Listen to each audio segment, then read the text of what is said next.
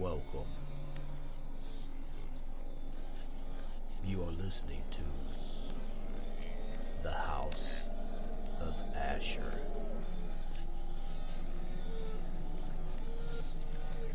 Join us now, won't you?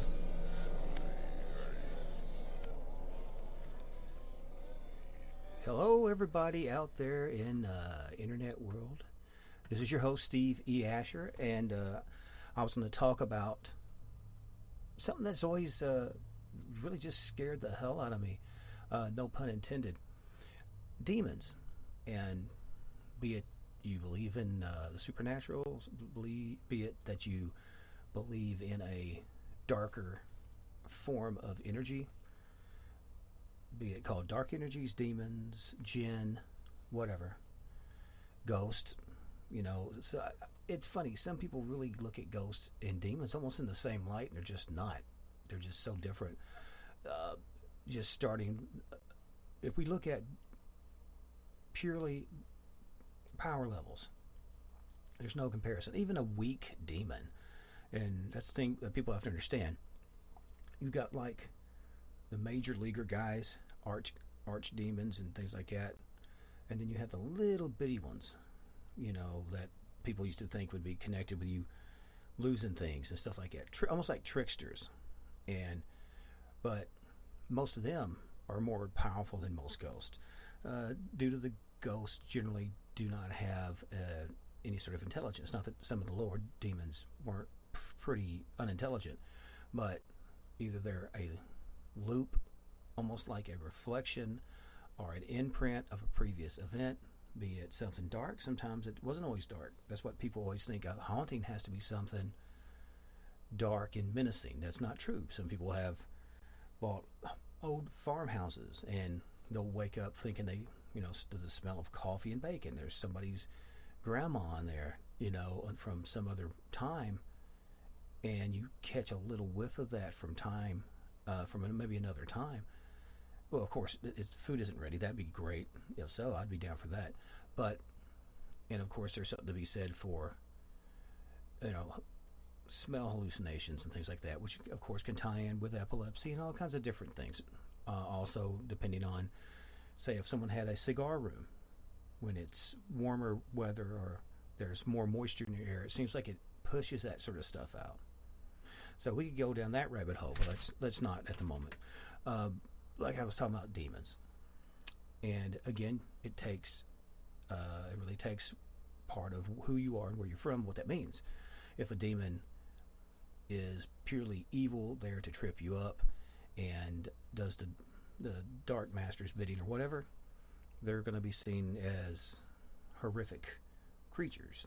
Earlier on, the word demon came from a term more connected to a wise entity. Doesn't mean that they couldn't be tricksters, but they were like, you would seek them out.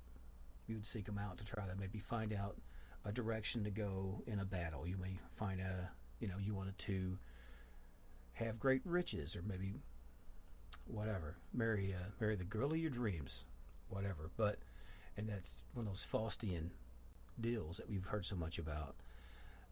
The devil is in the details, so you really gotta know what you're doing if you're gonna play that game. But I have my history with the demonic came from Hollywood, like a lot of kids. Kids my age. I'm 53, not really a kid anymore, but I'm still a monster kid. So turned on to stuff like The Exorcist, the Norliss tapes, Kolchak, probably my all-time favorite. Right up next to that would be The Night Gallery, and it really touched on things that were really beyond the everyday touch of most people. It was something that I think was just as natural as what we see, but because in Western, especially in Western religion, it's, you can have magic. You can throw down rods and turn them into snakes as long as it's God's team. Moses can do that. And, angels can come and wipe out whole towns as long as that they're from God. They're okay. They're on the right team, right?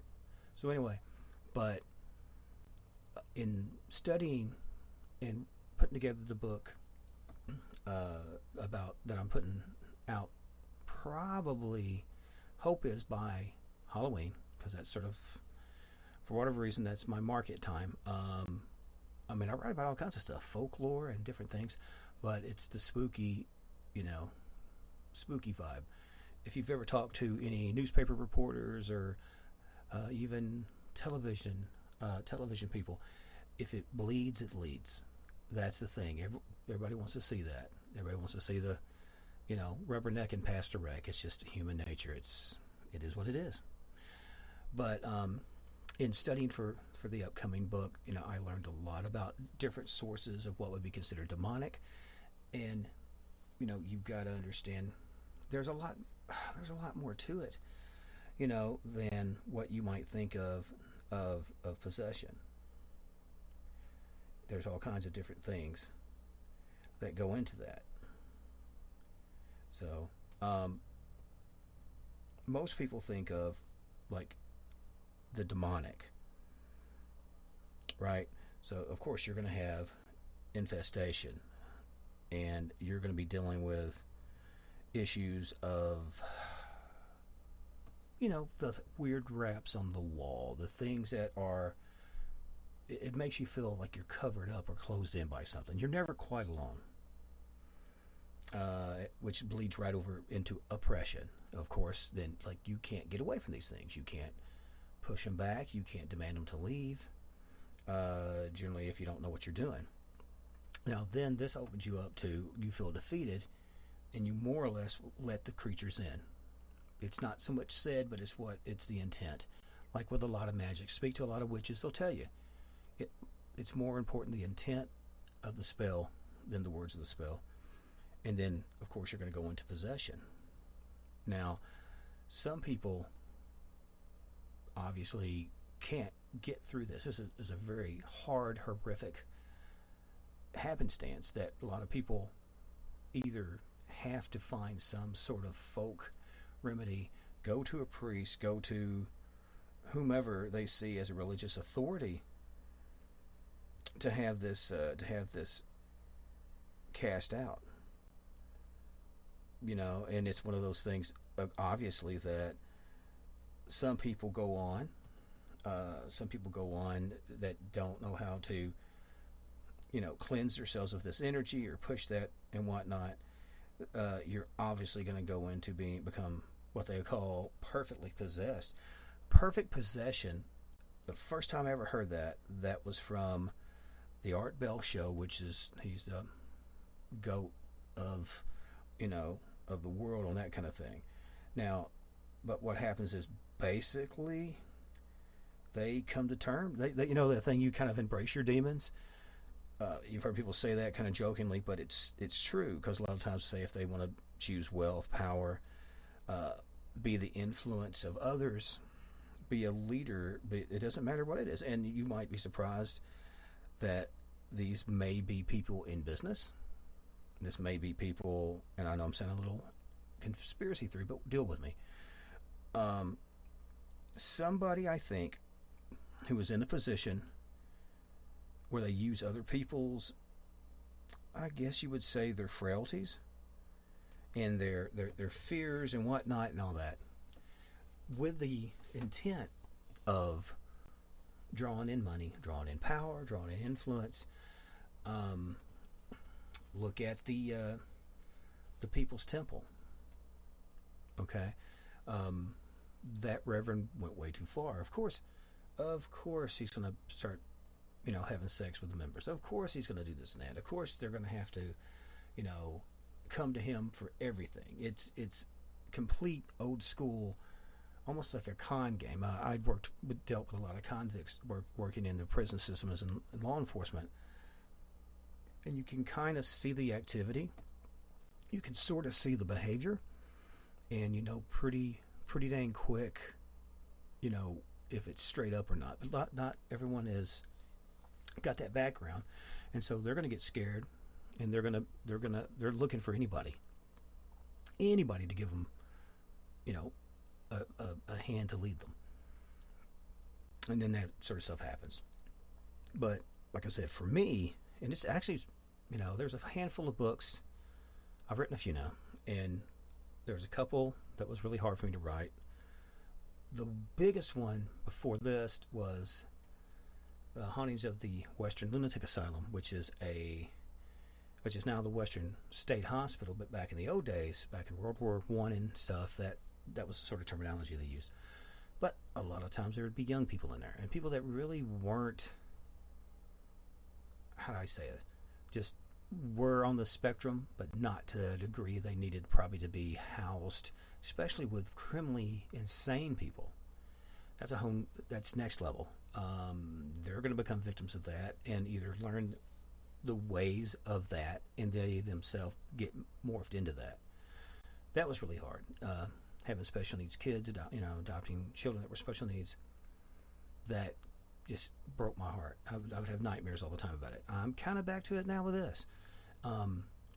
It's interesting to me because there's so many elements to a possession and so many elements to people's relationships. And I say that word with all earnestness. People are in a relationship with this because they are not able to leave this thing. And they learn they learn your frailties, they learn your all the different vices, in your head, like, the being envious of things, and this and that, and wanting revenge for somebody who's wronged you. Who hasn't want somebody who's done them wrong punished? We've all been there, I think, if you're true to your heart of hearts. And that leaves us so vulnerable to dark entities. Again, I don't know if there are demons. I'm not saying, there's so many religions, I can't say who's right and who's wrong. But I do know almost all of them have some element of darkness. Even if you talk about the id in humans, we carry our own little demons with us, or at least maybe the right hookups for the demon to facilitate, or the dark entity to play off of. So for me, that was kind of interesting. And I welcome anybody who has comments on this, because you're probably going to be listening to this on Spreaker and tune in, and obviously on Facebook. Please subscribe and like. Send this to a friend. I'd appreciate that so much. You can go to tellyourvisions.com and look at Steve Asher Studios. That's my new website. And Crystal Storm, the woman over that, has been phenomenal. Does great work. Completely reasonable rates. I don't feel like I'm doing a commercial for this. I'm sorry, I'm not paid to do this. I appreciate her work. Do go check her out. But I will tell you this. I will want to keep this short because I will be having an interview with Mr. Richard Serrett of Coast to Coast and Strange Planet fame, probably here in a few minutes. I'm going to get ready for that. But I do want to say, enjoy the rest of the day, what sunlight there is, but make sure to check in that back room, in your closet, under your bed, and down that long, long pathway behind your house that leads to who knows what. But don't fear, because there's discovery in fear, and we find out a lot of times more what's in us than what is out there. But as always, until next time, stay scared, everybody.